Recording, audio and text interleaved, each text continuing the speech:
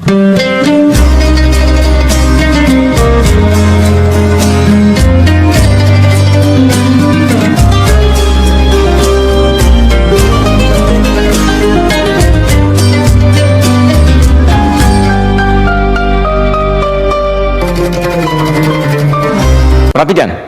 kembali ke Al-Baqarah 43.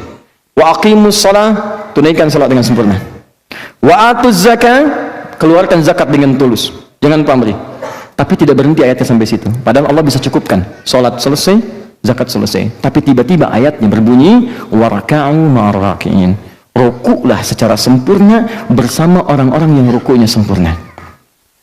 Dalam kaidah ilmu balaghah ada yang disebut dengan am wal khas, khusus dan umum. Kalau ada sesuatu dari satu pekerjaan kemudian dikhususkan di pekerjaan itu dengan satu pekerjaan yang khusus sifatnya, maka ini menunjukkan ada keistimewaan di dalamnya. Saya tanya begini untuk paling mudah dipahami. Dalam salat ada ruku tidak? Ada berdiri tidak? Sebetulnya kan Allah cukup mengatakan wa aqimus shalah, tunaikan salat dengan sempurna. Bukankah itu mencakup ruku? Mencakup sujud? Ya kan? Semua kan? Tapi ketika Allah mengkhususkan ruku di akhirnya, waraka'u ma'arraki'in, dan rukuklah dengan sempurna seperti orang-orang yang ruku sebelummu, ini menunjukkan ada keistimewaan dalam ruku sehingga dia disendirikan dari gerakan-gerakan salat yang lainnya. Paham? Nah, kalau cara berpikir itu dipahami, kita akan bertanya, Ustadz, apa keistimewaan ruku itu dibandingkan dengan yang lain? Ya, berdiri ada keistimewaannya, sujud ada keistimewaannya, duduk di antara dua sujud istimewa. Tapi kenapa ruku disendirikan di sini? Apa keistimewaan yang disebutkan dalam Al-Quran? Maka kita turunkan ke ayat selanjutnya. Pertama, ini penegasannya dulu. Quran surah 22 ayat 77. Oke? Ya ayyuhalladzina amanu. Kus. Hai orang-orang yang telah menyatakan beriman kepada Rabbmu, beriman kepada Allah. Perhatikan kalimatnya. Pertama diminta sujud, usjudu, sujud. Kemudian ruku, warka'u. Kemudian wa'budu rabbakum, sembah Rabbmu. Waf'alul khaira, berbuat baik, la'allakum tuflihun. Perhatikan baik-baik. Di sini Allah menyebutkan keutamaan ruku. Di sini menyandingkan ruku dengan kalimat wa'budu rabbakum, wa'budu. Di sini ada ruku, kemudian ada sujud. Setelah itu wa'budu rabbakum, wa'bud. Agak pelan-pelan saya terangkan supaya mudah dipahami. Wa'budu. Fokus. Ruku, sujud, sembah Rabbmu, wa'budu. Nah, kalimat wa'budu ini, teman-teman, tidak pernah disebutkan dalam Al-Quran kecuali di antara maknanya bermakna salat. Buka Quran surah ke-20 ayat ke-14. Innani anallahu, kata Allah, saya Allah.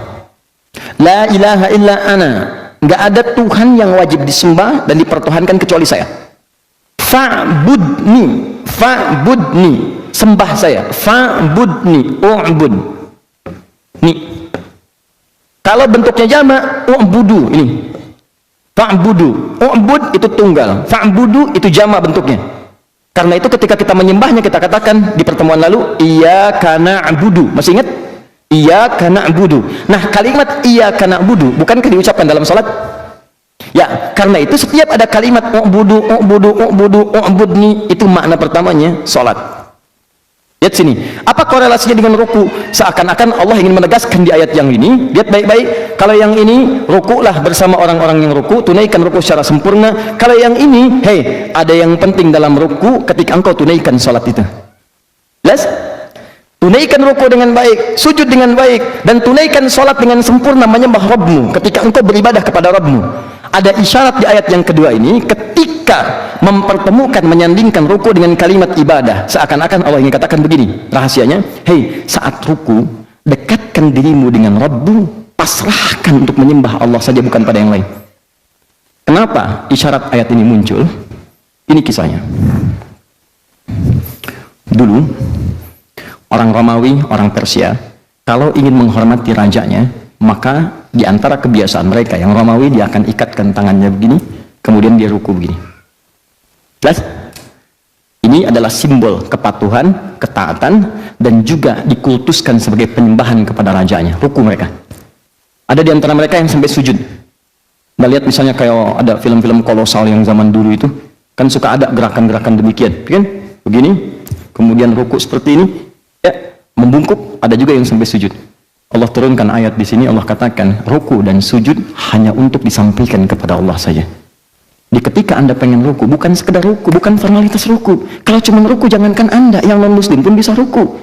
Yang Romawi sudah ruku, yang Persia sudah sujud, anak-anak kecil juga bisa. Yang saya inginkan di ruku itu adalah kepasrahanmu saat ruku, dan engkau sedang berhadapan denganku. Hadirkan kepasrahan luar biasa, hadirkan penyembahan yang mutlak seakan-akan kau merasa berhadapan denganku.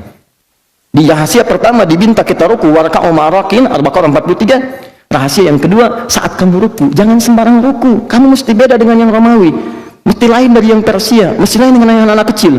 Saat ruku itu, hadirkan kepasrahan penyembahan kepada Rabbmu. Karena itu kalimatnya berbunyi, wa'budu rabbakum. Setelah ruku, sujud, wa'budu rabbakum. Itulah diantara perbuatan yang terbaik. Waf'alul khaira la'allakum tuflihun. Kerjakan yang baik, salat yang baik, ruku yang baik, sedekah dan sebagainya. Tapi yang paling mulia ketika engkau bisa ruku dengan hebat dan pasrah kepada Allah. Paham? 3.